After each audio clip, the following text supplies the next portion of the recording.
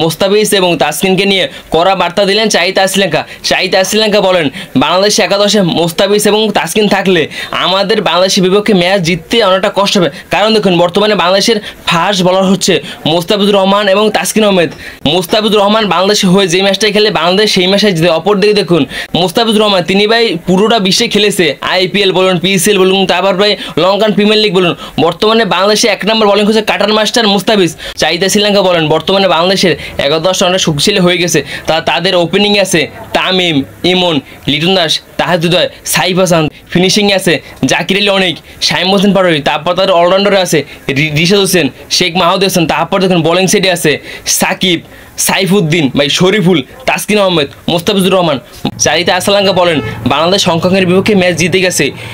বাংলাদেশ এখন আরেকটা ম্যাচ জিততে পারলেই আমাদের বিপক্ষে বা আফগানিস্তানের বিপক্ষে, তাহলে বাংলাদেশ সুপার ফোরে চলে যাবে।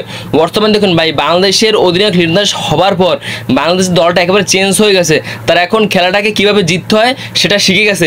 বর্তমানে দেখুন, বাংলাদেশের এই টিমটা আর কদিন আগে টানা 3 সিরিজ জিতছে, পাকিস্তান, শ্রীলঙ্কা এবং নেদারল্যান্ডসের বিপক্ষে।